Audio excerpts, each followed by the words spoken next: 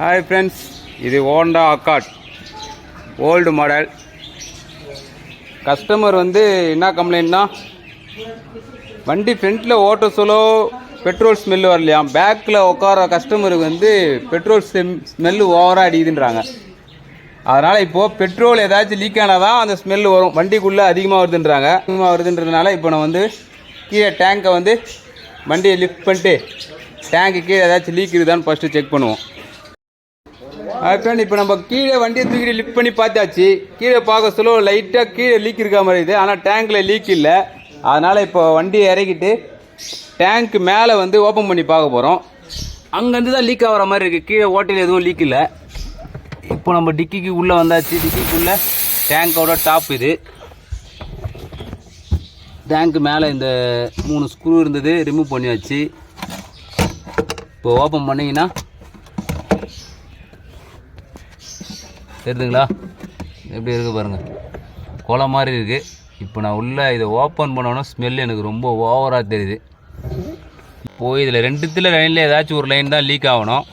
ரிட்டர்னில் pressure அதிகமாக இருக்காது, மெயினில் தான் ப்ரெஷர் அதிகமாக இருக்கும். அதனால் நம்ம மெயின் லைனை ஃபுல்லாக இப்போ எல்லாத்தையும் க்ளீன் பண்ணிவிட்டு திருப்பி கீ ஆன் பண்ணி லீக் ஆகுதான்னு செக் பண்ணி பார்ப்போம். க்ளீன் பண்ணுறோம். நேராச்சு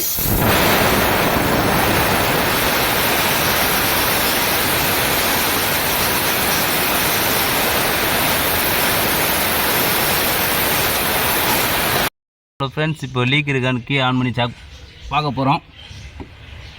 கலை, கீ ஆன் பண்ணுங்க.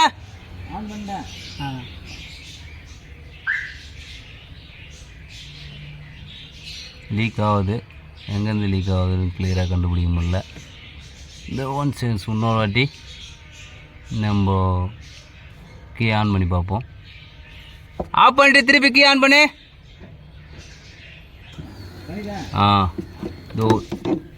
இந்த இடத்துல கிளியராக அடிக்க தெரியுதுங்களா, ப்ரெஷர் அடிக்க பாருங்க.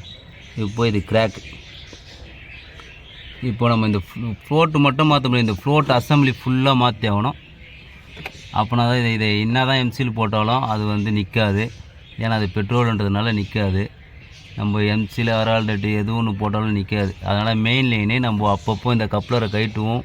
எப்போயாச்சும் ஃபால்ட்டுனா கைட்டுவோம், மாட்டுவோம். அதனால் நம்ம எம்சில் போட்டு அப்படியே கொடுக்க முடியாது. கொடுத்தாலும் கஸ்டமருக்கு கேரண்டி சொல்ல முடியாது. அதனால் நம்ம இப்போது நியூவாக ஒன்று ரீப்ளேஸ் பண்ணி பார்க்க போகிறோம்.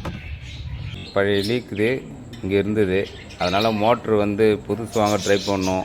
25,000 அது கிடைக்கல. அதனால் நம்ம மவுண்ட் ரோடில் போயிட்டு செகண்ட் ஹேண்ட் ஒரு 6,000 ஒன்று வாங்கிட்டு வந்துட்டோம். இது செகண்ட் ஹேண்ட். இப்போ இந்த பீஸை வண்டியில் மாட்டி நம்ம ஸ்டார்ட் பண்ணி பார்த்துருவோம்.